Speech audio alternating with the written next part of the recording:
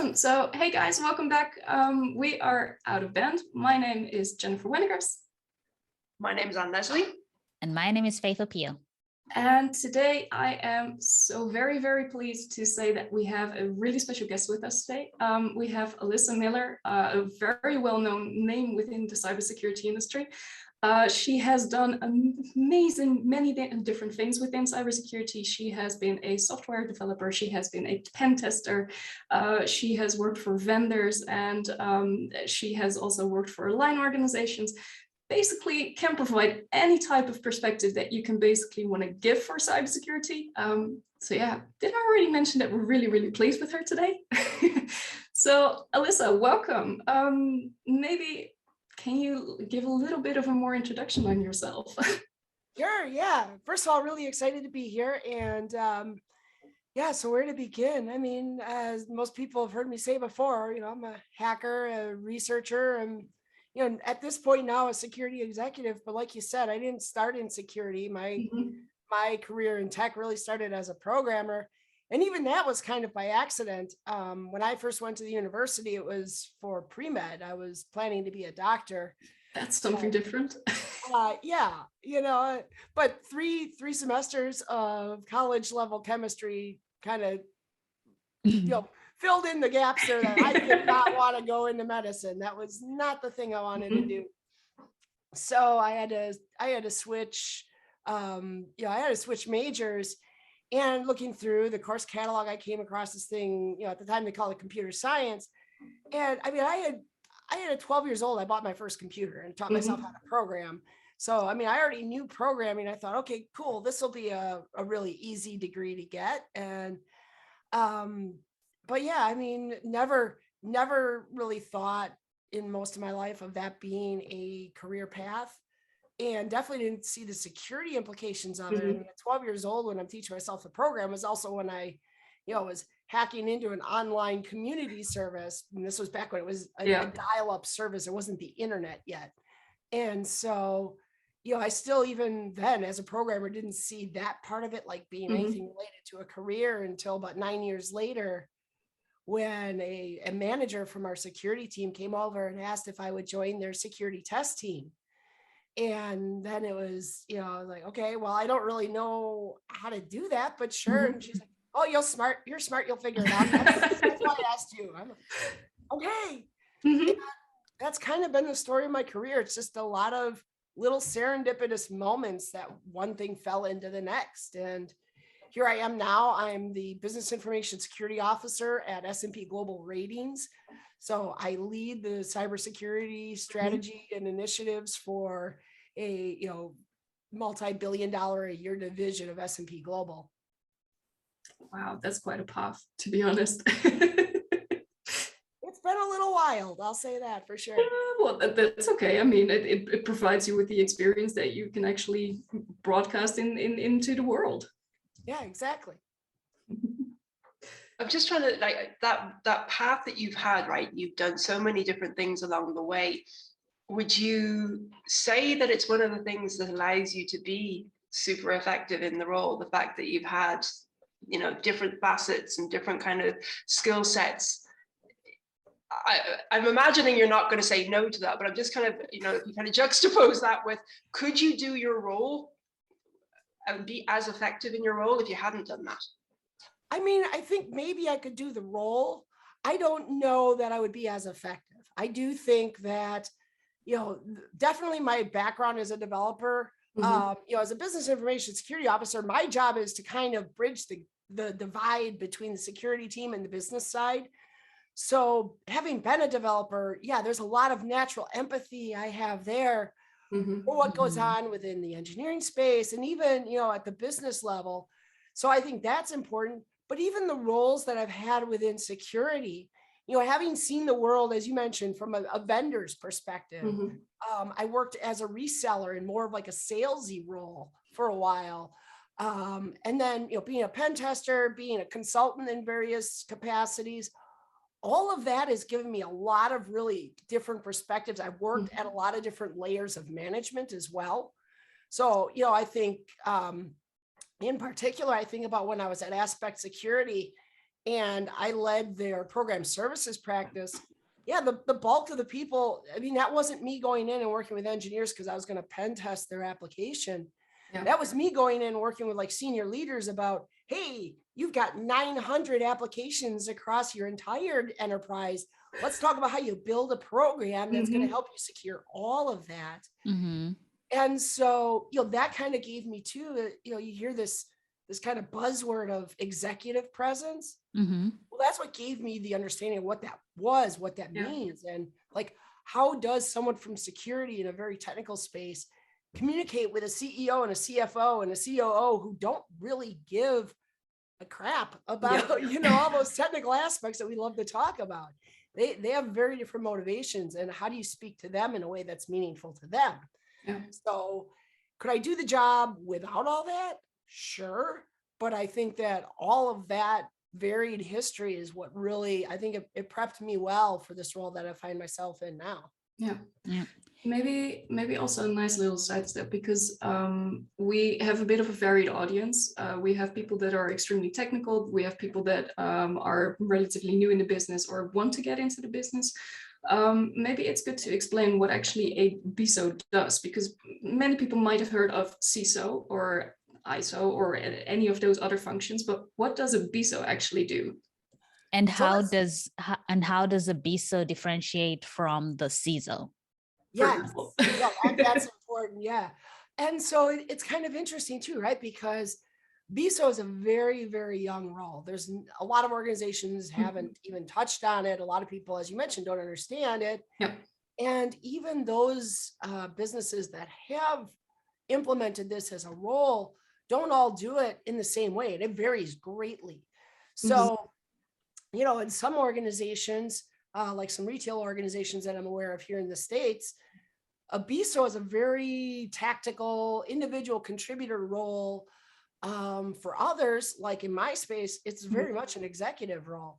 And so I think the latter, now of course I'm biased, but I think the latter is where we find the real value in it, because the role of a BISO ultimately is, as I said before, it bridges the gap between security and the business. In other words, you've got security is very focused on their security thing. And I've joked for decades, the information security utopia would be a locked, a completely impenetrable room filled with servers that aren't connected to anything. Don't connect anything. Right. Just don't touch it.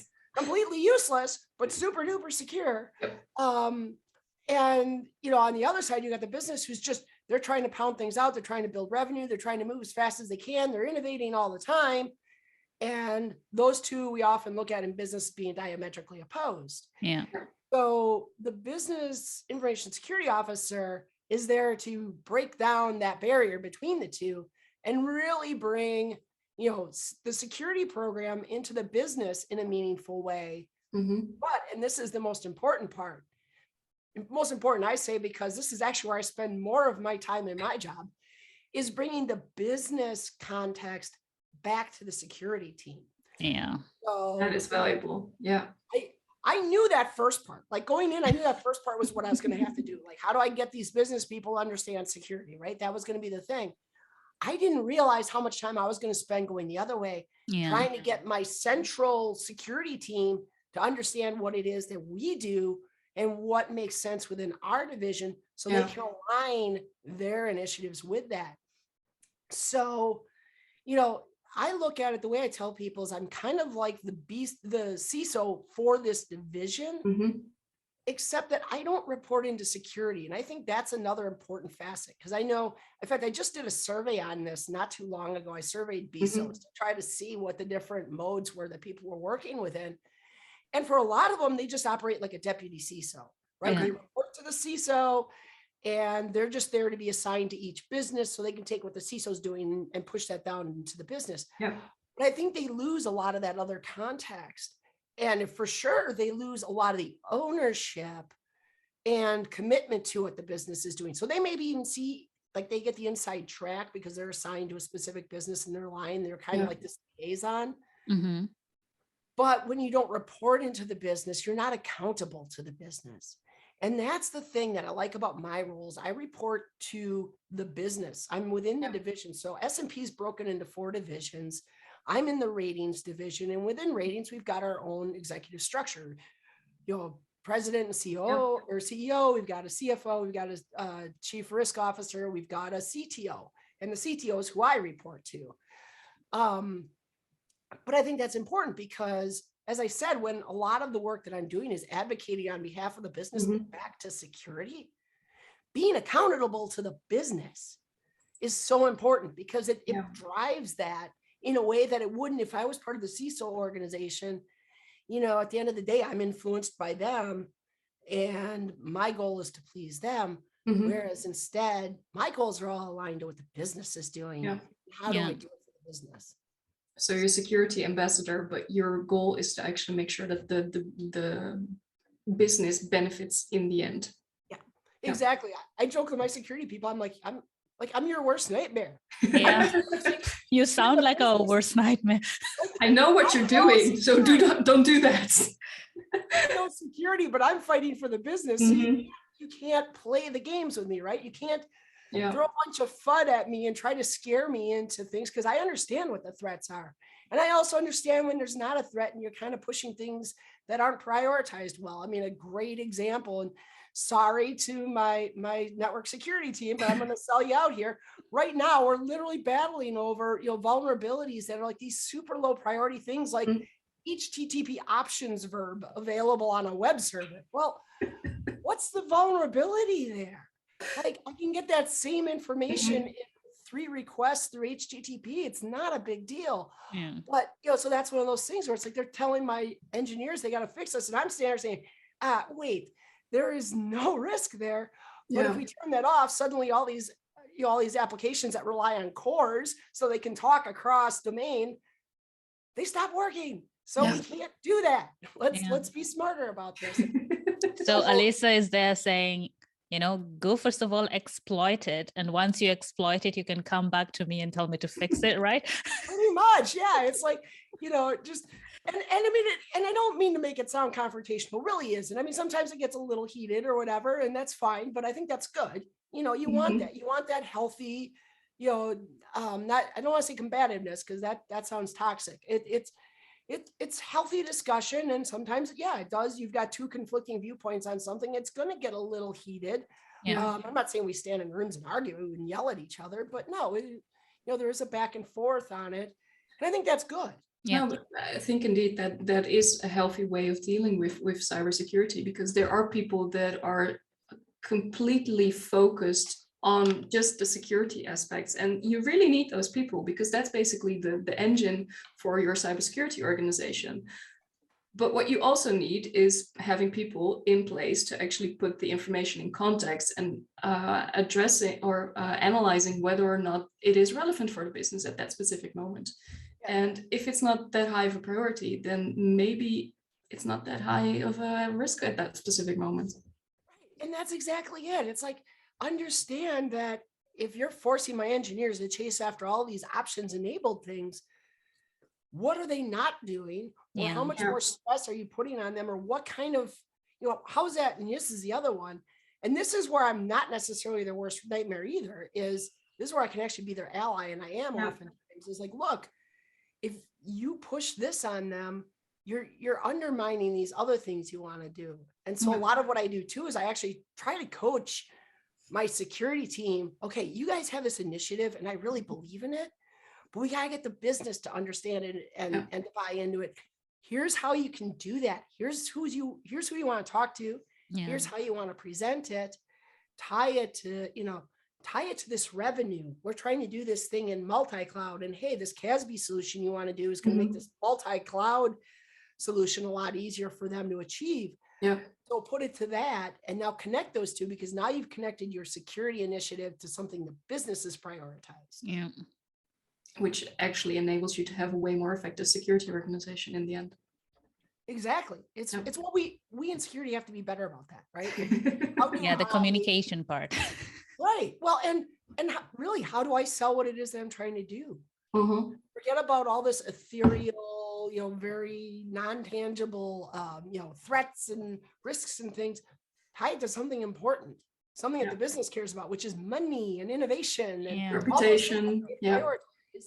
how does your security initiative help me make more money? Or how does it help me further innovate on this product?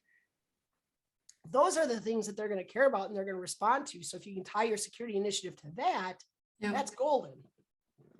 I have a question for you, Alyssa. Having been on our side, you know, the technical side, and now having moved to the business side, how difficult is it for you to help us understand, or for you to, let me retract that. How difficult has it been for us to understand what you're talking about? Our side, yeah. It varies. I mean, there are some people in security who are very good at this and they do have that strong empathy and they understand the importance of it. But then there are others who it's just different. It's a change, right? I mean, it is a very almost culturistic change for security practitioners to think about it in those terms. Yeah. And so I do run into those people. I work with some of them who just have those viewpoints that I consider kind of older school information security viewpoints. And it's like, all right, look, we really need to be a little more progressive here. We need to think about how we do this from a security perspective, because I think everybody in security is familiar with kind of this concept that at the end of the day, when it's the business and security and they're butting heads, the business is the one that's going to win. Always. Every time, because they're the ones that are making money. You as security, you're the cost center and you're the obstacle. That's how people see you. So, you know, you really do need to partner up with the business and be a part of what they're trying to do and help steer what they're trying to do to make security better for the org as well. Yeah, I agree. I totally get that. And it's a really interesting perspective, because being in security, mostly what we hear is, oh my God, the business is so clueless about security. But it's very frequent that security is completely clueless about business. Yes, very true. And the other thing is, honestly, and this is where I get in fights with security people, okay? Like on Twitter, right? In the socials, this is where they get mad at me, because I'll hear security people say stuff like that. Like, oh, the executives, the management, they just don't get it. They just don't care. Well, then that means you're not doing your job as a security person. Your job is to take all that stupid security knowledge you have and turn it into something that they care about, or communicate it to them in a way that they understand it and that they can care about it.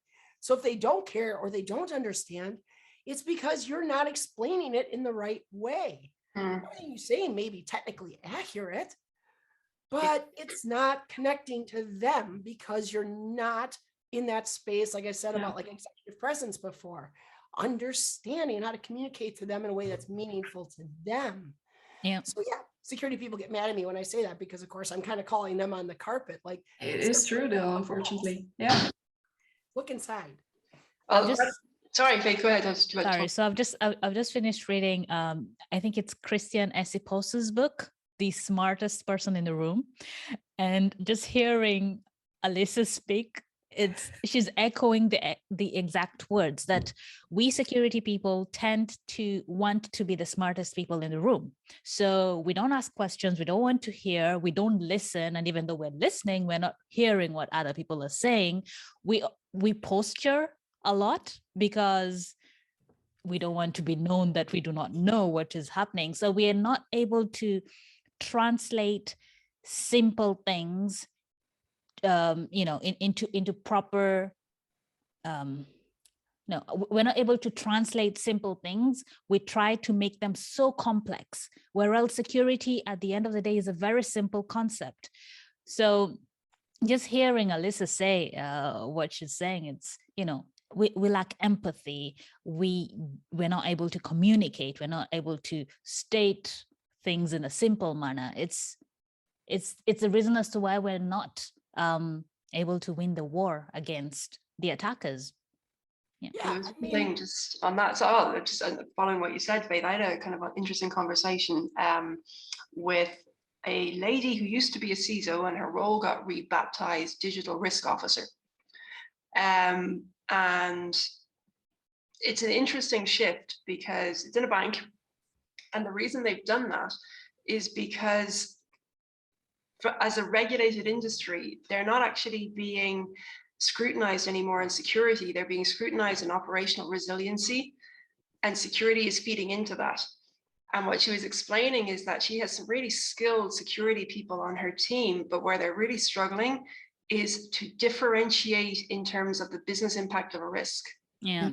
And the disconnect between the people who understand business workflows and the people who understand security, but how do you overlay them? And how do you start actually differentiating the nuances between, if that thing in that workflow goes down, our economic engine is shot. Yeah. But if that thing over there, okay, it's a nuisance, but we'll get over it. And that dialogue is proving really, really difficult. So the organizational change and the, like getting rid of the CISO, it could seem anecdotal, but it's actually a really big shift because they're trying to actually overlay things that at the moment exist like this. In parallel, yeah. No, and I think, along these lines, it's, when you hear people say that, security people say like, oh, they just don't understand, or you're right. I mean, first of all, we don't admit what we don't understand. Right? We don't. So I've done that to security people. Like I'll go to them and they'll say, oh yeah, GRC is another one that they always get really upset with. I hear security people all the time complaining about GRC. Like GRC is an awesome tool for you as a security person, first and foremost. But when they start complaining and they talk about, oh, they just don't know. They don't know the security aspects. They don't know this and that. I'm like, it's not really their job. That's your job. So that's why I turn it around. I'm like, okay, so you're such an expert then. Tell me about compliance for a minute. Tell me about, data localization requirements in these 32 countries where we're doing business. Yeah, but that's considered boring by most security people. But that's the case. Right. Because it's not what we're focused on. We assume that if, that it's unimportant. Like, well, wait a minute. No, that's crucial. Another one I throw at them is AI explainability. If you can't tell me what AI explainability what is that? Don't you dare go and beat up on my compliance people, because they're the ones who do know what that means. And if they're the ones helping us avoid massive fines because we're leveraging ML and it's, we're not using explainable models, well, we get hit for that. That's a violation of regulation. So, those are things that security people don't have to think about and don't have to understand, and oftentimes don't. I mean, I say AI explainability and I get a lot of glass stares, which is fine. By the way, for anyone who's asking, AI explainability is just literally the ability, if you leverage an AI or an ML model to make a decision, to be able to go back and explain why it made that decision. That at its core, that's AI explainability. So you can match when you're like making, credit decisions and other things based on that, why that's important, why regulators care. So transparency basically in how the decisions were made. Yeah. I mean, we even have that right now more and more in security, right? And we're talking about detection, where we're using algorithmic models and questions are asked around, okay, but how can we trust that, right? If you're telling us that you're going to be reducing our false positives and we can get rid of some of that headcount on level 1, okay, but can we really trust it? And those are the kind of questions that come up, right? Yeah, and if it's not explainable, how are you improving those models? Yeah. It all comes down to trust. That's a bit of a bleak statement. Well, yeah. No, one of the things actually just struck me than what you were saying, Alyssa, about the kind of the conversations that you're having and how you're sort of brokering better relationships and better interaction between different parts of the business. You don't just do that in work. Like, I think you just do that, right? Sort of role modeling better conversations, sort of just in general. And I think each of us individually kind of got to know you separately, but strong statements, yes. Yeah, but strong public statements and positive, but and sort of it's one of the things that I think is really admirable. I mean that in like the sincerest sense of the word, like the empathy and the trying to see where other people are coming from. It's a core skill in like every job, just in life, but it's sorely missing, I think, in our industry. And what you're talking about is you role model it, right? And it's something that's super, super valuable. I mean, so first of all, yeah, I mean, I try, right? I mean, I do try to get people to talk across barriers. I go back to my earliest days as a developer, and I remember very specifically one of my engineering managers once called me the translator. And it was just because I was the one who could, because back in those days, the big thing was you always had developers and like business analysts were fighting with each other. And Yep. same problem. Engineers at that time weren't very good about expressing things in ways that non-engineers could understand. We probably still have that problem, but Just different roles, just different roles. yeah. So, I mean, it was still that same thing. People in different roles who understand different things, who have different skill sets. No one is greater than the other, but they're just different and they don't understand each other. And I always just kind of had that sort of knack for being able to, see where two people who are arguing, and I'm like the third party in that, to watch where they're arguing and where the misunderstandings are happening, where those disconnects in communication are happening, and then be able to explain it in terms that they both understood and say like, look, this is what you guys are missing. You're actually on the same page here. Just understand this, and they get it. And what kills me about that, you mentioned it being a core skill. It really is. It is probably one of the single most important core skills I look for whenever I'm hiring somebody. And it's not that they're necessarily great at exactly what I just described, but that they have the desire. Because here's the thing. The thing with empathy is it's not something you necessarily have or don't have. You can develop it, and it is so easy to develop because all you have to do to develop it is want to develop it. Like seriously, if you can look at a conversation when you're having an argument with somebody, and you can stop yourself in the middle of it and say, why are they arguing this with me? Why don't they see my point? And take that step back and consider it in that fashion, and consider it, like I said before, where I get security people angry with me, do it with some self-awareness. Like, what am I doing that's causing them to react the way they are? Or what is it about their experience versus mine that they don't understand what I'm saying? And how can I communicate it differently to address what biases and, experiences they bring to the table, and get them to see what I'm trying to say? And how do I remove my own biases from what I'm trying to say? And if you just have that intentionality about it, it's so easy to develop. Now, it takes time. Don't get me wrong. When I say it's easy, I don't mean it happens like that. And it's scary for some people. Being introspective and having the ability to self-reflect can be extremely scary for some people. And admitting you might be wrong. Yeah. That's not going to happen. That's a big one. Yeah. Honestly, just being able to leave the space open, like, am I actually right here? Yeah. Because people don't do that. Dunning-Kruger effect, especially when you get people who know nothing, they like to argue everything. But no, seriously, when you look at it, just, leave that space that, hey, you know what?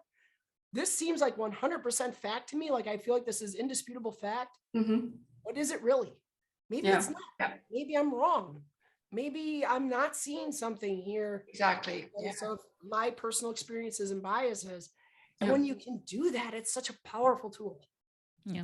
And I think as people or as humans, we tend to focus on the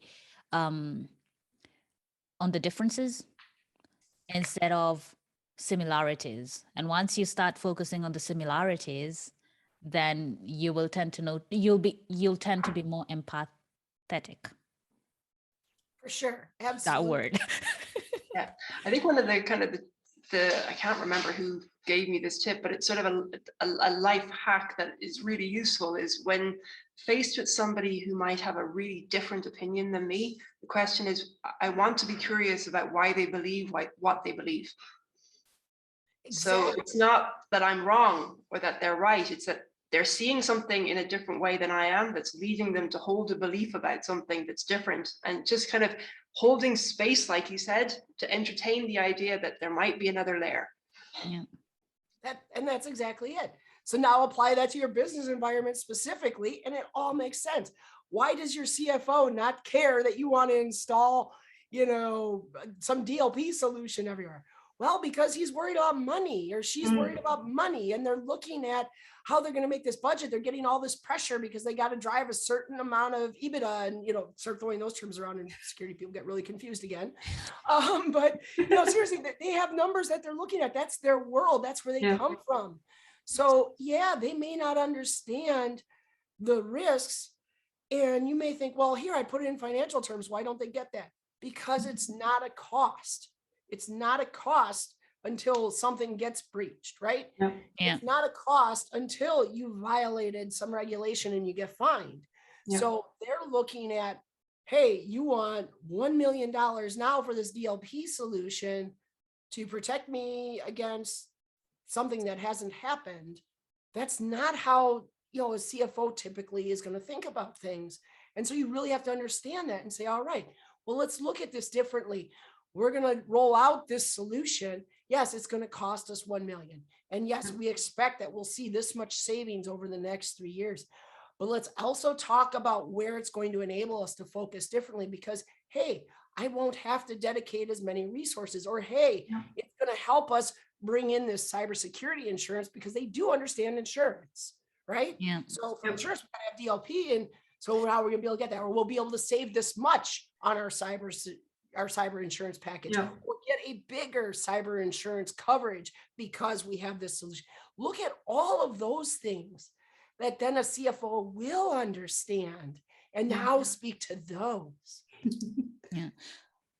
Alyssa, quick question on that, on talking money with the executives. How can we as security professionals get the visibility or the know-how about that? Because we don't necessarily know how much things cost for the business, right? At our levels. So how can we become more knowledgeable on that?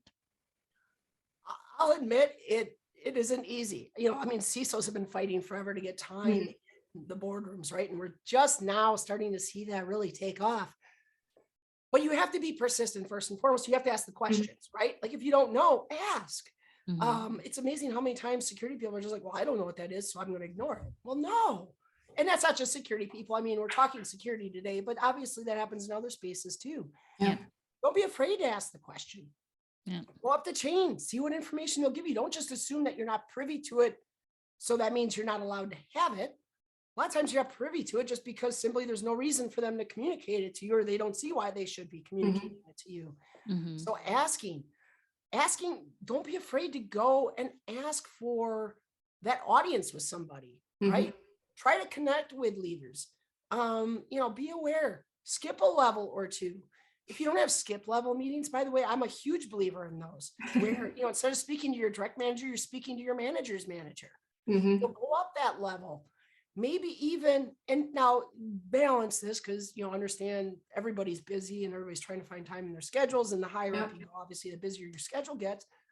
But maybe there's a particular, you know, maybe senior level or even executive whose team you work with a lot, where maybe come up with something, try to get a little bit of their time, where, hey, I'd really like to present, or talk to your manager about, hey, how can I get some time in front of so-and-so to present this thing that we're doing, or this idea that I had, and maybe include the structure, you know, between.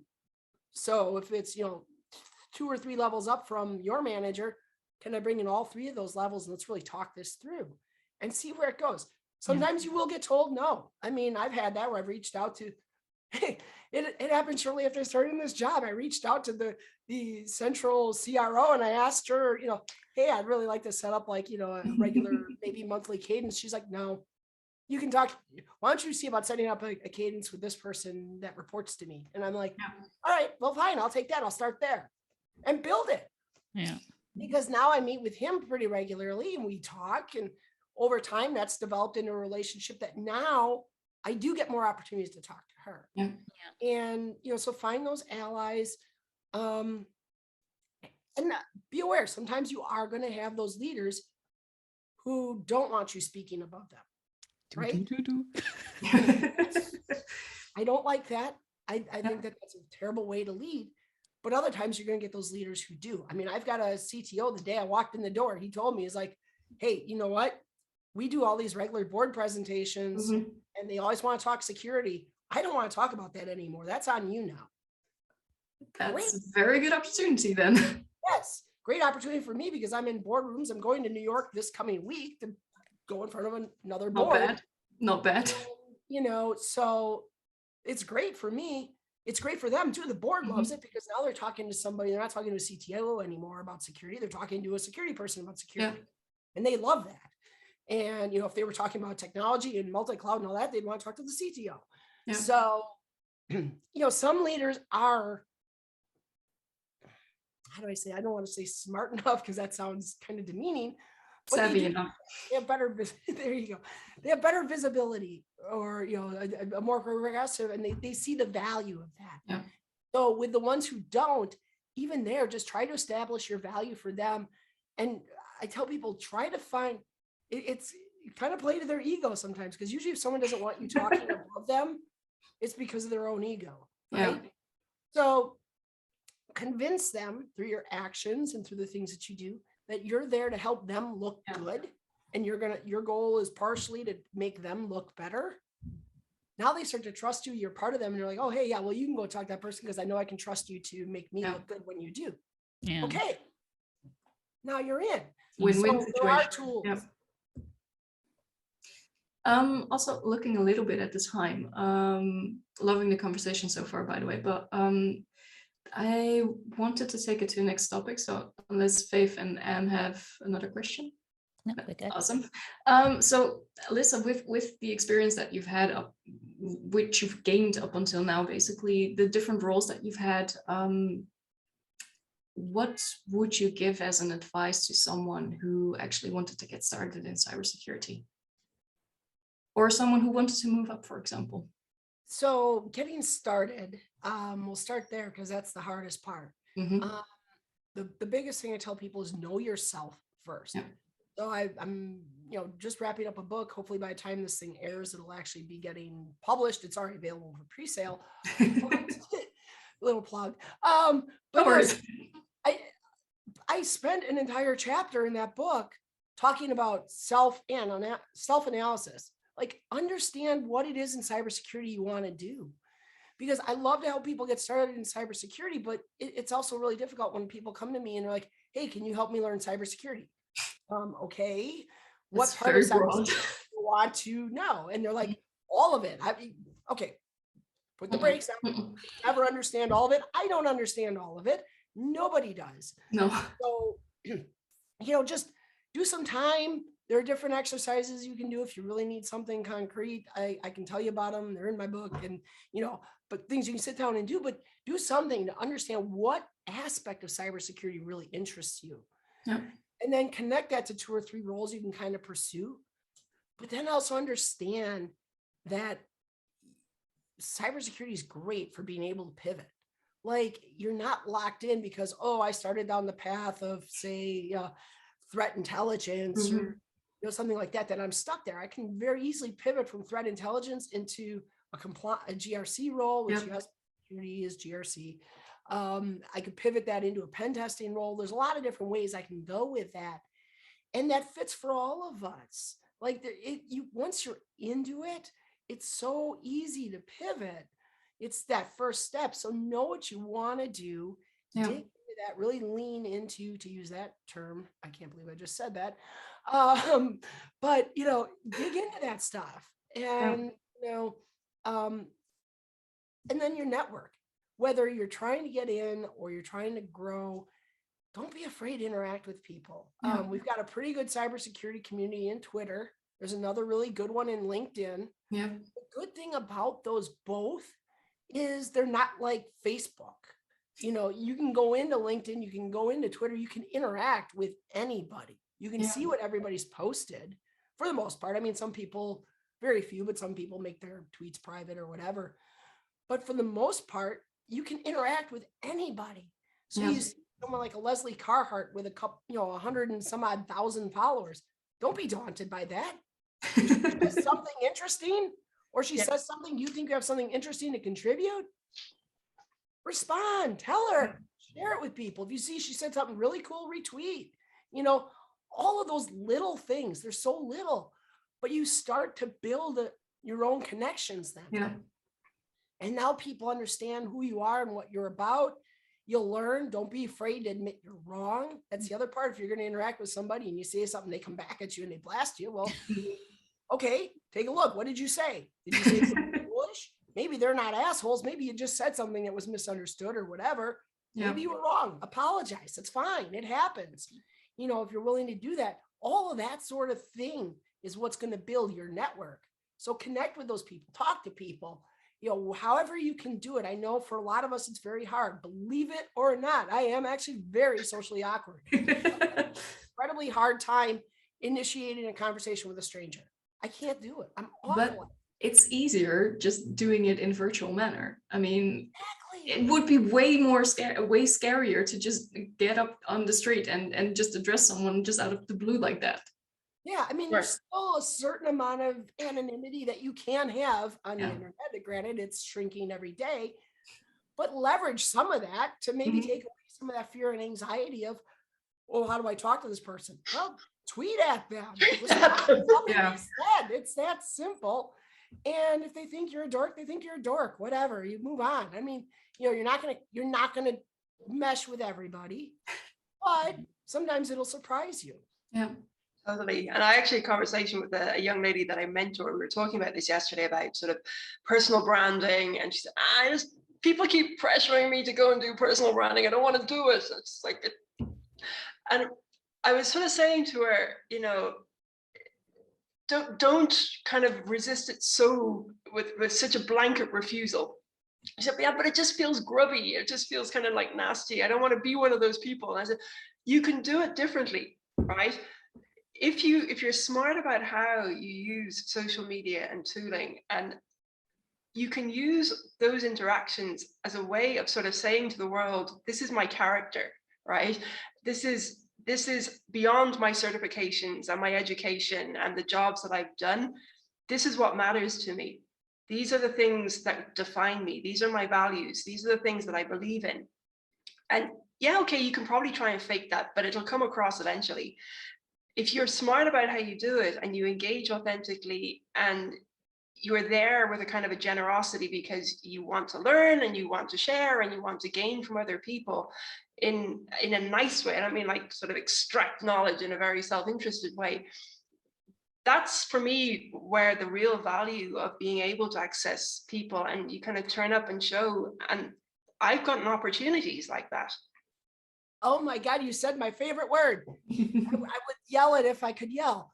Authenticity. Yeah. So when we talk about personal branding is crucially important. But here's the thing. People think, they get that weird negative attitude of it because they think about like these self-appointed influencers and things that you see on YouTube where, I'm trying to sell makeup or I'm trying to get people to send me free trips or whatever, all the weird things that's become like internet life now. There's even a full subreddit dedicated to LinkedIn lunatics. Right. Like how to become an influencer and all these weird things. Forget about all that. Put those motivations out of your mind. Your personal brand is, this is the thing about me that makes me authentically me. Yeah. Okay. And that's what I want to bring to the world. That should be my personal brand. Embrace that uniqueness, embrace what it is.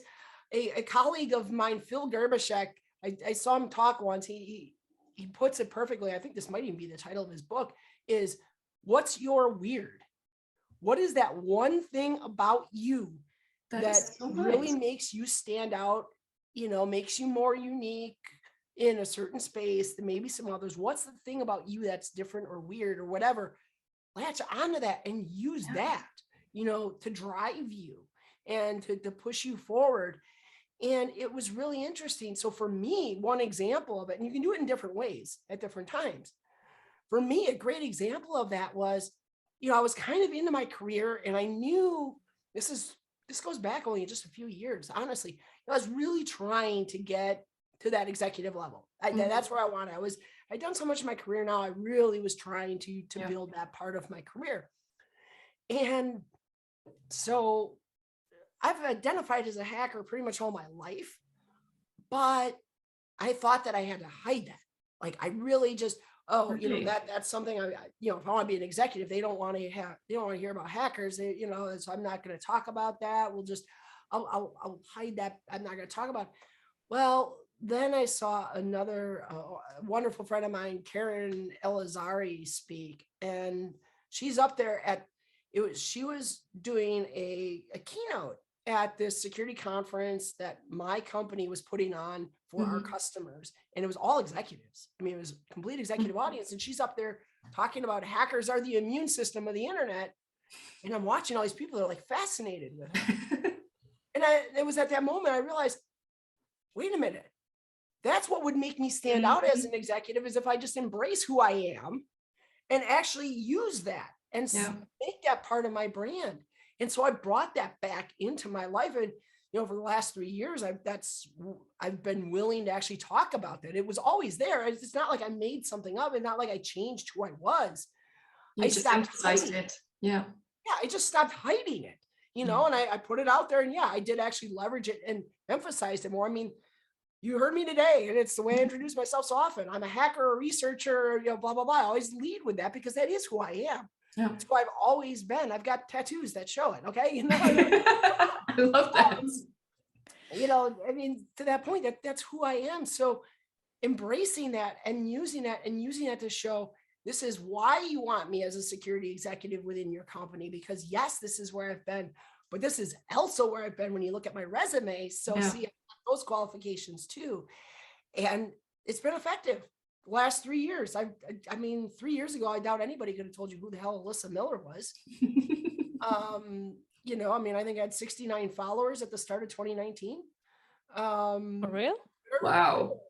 And then I embraced that as a tool. I put my personal brand out there. I think I had like 500 some LinkedIn connections. Well, that's over 10,000 now. Twitter, I'm over, I don't even know what the number is, because I think it's like 56,000, I think, because I made the joke about being 56K.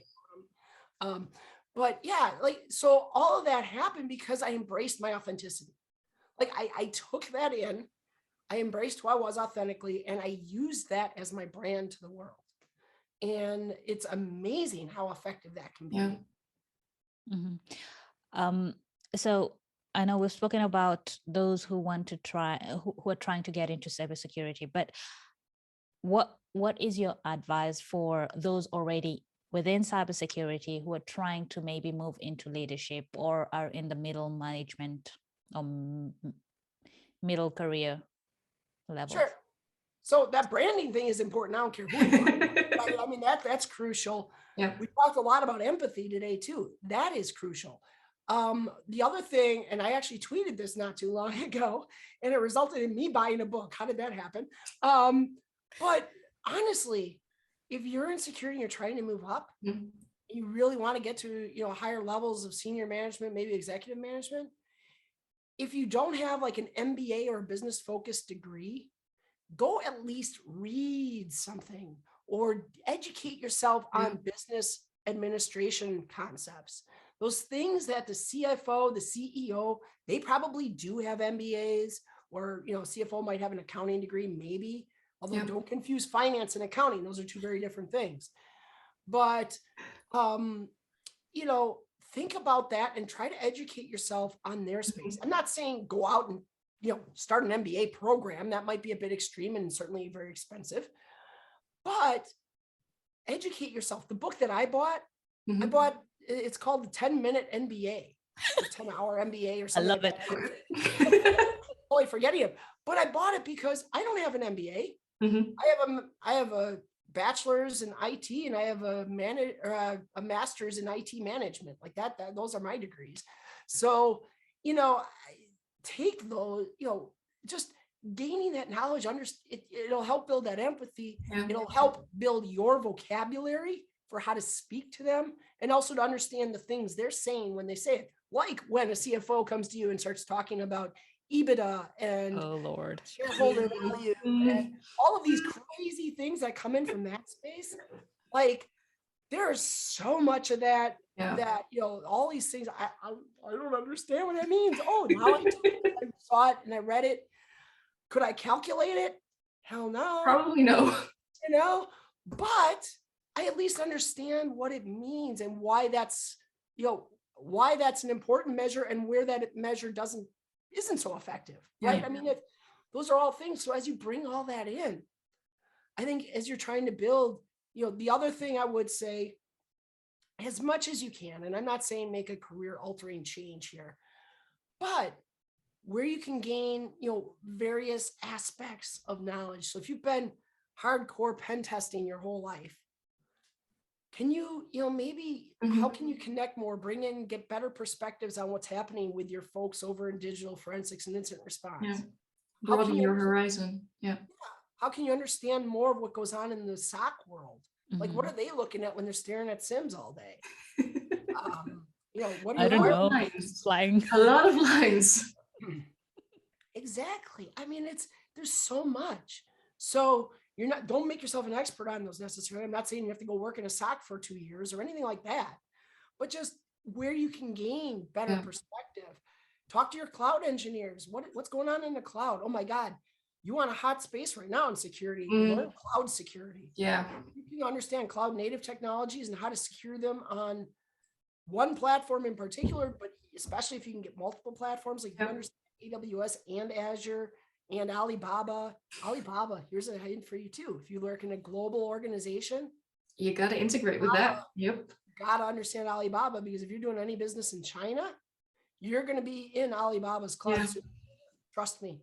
Yep. So, thinking about those, and there again, that's a very business and GRC focused conversation, right? Because why am I saying that? Because data localization requirements in China are going to require you to be in cloud environments in China, and there's really only one provider. Yeah, and it's surprising how little organizations actually know that and realize that. Exactly. So even if you're not regulated now, understanding what those regulatory environments look like can be very helpful too. Wow. Fair enough. I see that we're also at the top of the scheduled time. That being said, Alyssa, do you want to have like any final parting words, any wisdom that you would like to share still with us? The biggest thing, it's my hashtag, and it is also part of my personal brand, is the do better, be better. Yeah. And we talked about it in different ways today. Just the whole point of that hashtag and what it means is the more you intentionally do things to be better, you will become better. Yeah.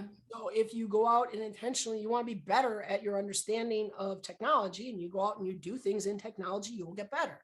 Yeah. If you want to be better at interacting and working with other people, the more you make efforts intentionally to do it, the better you're going to get. I mean, it's kind of like a practice makes perfect in some ways, but we forget about that. That like, okay, I want to be a better person. If that's your goal, that's a great goal. Please, that's my goal. That's what started the hashtag. To be a better person, you have to do things that a better person would do.